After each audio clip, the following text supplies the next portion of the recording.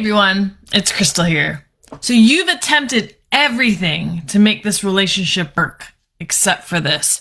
You've met their needs, you've met their demands. Maybe they've asked you to go get help, go seek therapy. They've asked you to change. They've made all these demands upon you that you need to follow through with in order for this relationship to work. And they've also put their restrictions on you. Maybe they have lost their sex drive, or they're too stressed out and they can't deal with you, or they'd rather do something else than spend time with you. All of these types of reasons keeping you pushed away, keeping you just where you are.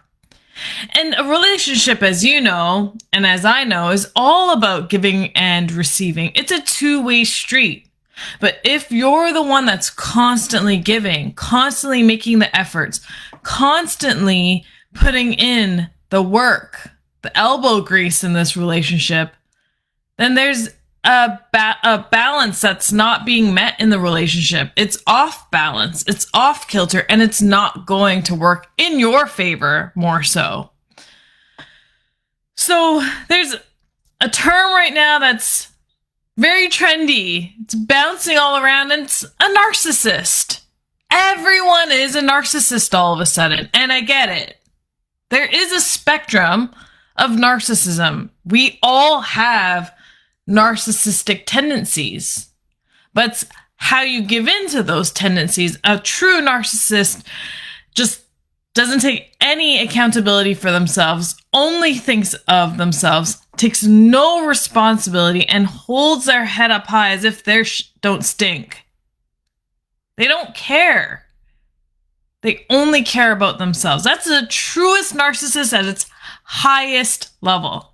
But we all have some narcissistic tendencies. So are they adaptable? Can we work with it with this individual rather than dropping a label on them that they're under this umbrella of a spectrum of being? Could you then change up for yourself and look at them as, okay, I see their challenges, I see their walls that they build, I see the difficulties here. So how can I break the barrier or be invited past the barrier that's being put up right now? So you've gone to do all these things and it hasn't been helping. You've even attempted to talk to them in a way where you're trying to negotiate. You're working through this conversation, hoping that both people will hold up to the deal. But that person's mind isn't interpreting what you're saying in a very constructive way where they will also agree to follow through on it. So we have to have what I call, and what I've learned is the 10-minute sweaty conversation. And what's that like? Like, I'm already sweating thinking about it. It is a sweaty conversation. It's the hard conversation that you don't want to have, because as you keep giving, you keep losing yourself in the process, right? You lose yourself, you lose your dignity, you lose your self-worth, you lose who you are through the process. The more you give in and the more you please and the more you try and attempt and remedy this, going above and beyond, the less you will come out of it being whole. So this 10-minute sweaty conversation, well, how does it work? Let's talk about this. So first and foremost, we want to go direct. We don't want to talk about it with other people, gain their validation for what we're going through. Nah, we just want to go directly to the person who we're having the problem with. Then what you want to do is ask for permission. Is this the right time? I need to approach you about something that's really on the top of my mind. It's really important to me. I need 10 minutes of your time to really talk about this so we can move past this. Is this a good time? If it's not, make a time. Ask them to pick a time that's best for them, and you meet them at that time. You set the intention. What is the intention of this conversation? You make sure you set it for yourself before going in. So my intention with this conversation is to help bridge a gap that I'm feeling between us, or there's some misunderstanding, or I feel disconnected from you. And I'd really like this conversation to bridge that gap so we can get closer and be able to enjoy each other or know, what the future lies for one another. So set that intention for yourself and make sure you put it out there when you are going to start this conversation. You say what your intention is. Then you want to state what you're seeing. So evidence and facts that you're seeing in this relationship. And you don't want to point fingers or blame. You want to make sure you structure the way you're saying this in a way that you're experiencing it. So don't sound like, well, you're doing these kinds of things that are making me feel like. So I want you to ensure that you structure it simply stating that I have met the criteria and things that you've asked me to do, such as go to therapy or read these books. And I'm seeing that I'm gaining a lot of insight from doing this, but what I'm not seeing it being reflected in our relationship. So you want to make sure you're stating the facts of what you're doing, what's happening, and just keep it very simple. We're not directing it at anybody. Then you want to state how you're feeling. Make sure this is the feeling that you are feeling in this situation. I'm feeling very hurt by the fact that there's a lack of acknowledgement about the efforts that I'm doing to make this relationship work.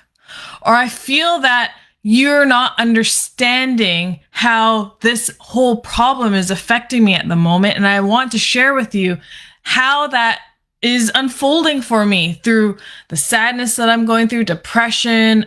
I feel weak. I don't feel like, a man or a woman. Like I just, I feel low right now. You want to make sure you stick to the feeling tone of what you're going through. And again, not directing it at them. Don't want to point fingers and blame, because that's when the mind shuts down, defensive wall goes up, and you won't get anywhere. Then you want to say what you would love. I would love if we could resolve this so our relationship can flourish and we can continue on. Or if, the intention is other than that, I would love if we could just get along and be able to communicate while we're going through this separation.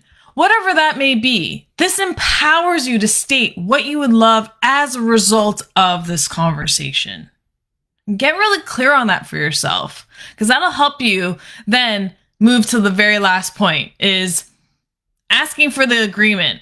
Can we agree on this? Would you be willing to agree with me on this? And when you ask that question, you're inviting them to understand that this is important to you and for them to make a decision for themselves. And that's very important too, because we don't want to demand certain things. We want to ask permission. We want to have that engagement.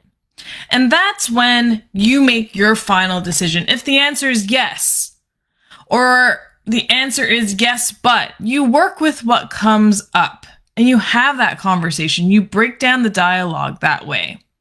But if the answer is no, then you need to have a different conversation with yourself of your level of duty in this, and really if it's going to serve you for the long run, good or not. And so you have to make these really clear conversations with the individual so you can understand your path moving forward, so you don't feel stuck. I mean, we're adults now, right? Like we can make our life however we want it. And sometimes the decisions that we make affect the outcome. Not sometimes, all the times of the decisions that we make affects the outcome. And it doesn't have to be a be all end all. We can revise the outcome. We just have to change the way we approach it, as well as also know our self-worth, to know that this conversation is super important, just as important as any other conversation, but this will help you gain some insight on what your next decision or move has to be. So I hope you're able to get some value out of that today. I know that was a lot of information to pack into this video, but if you have a moment to rewatch that, just get really clear on that 10-minute sweaty conversation. If you have any questions, always feel free to DM me. Thank you. Have a great day.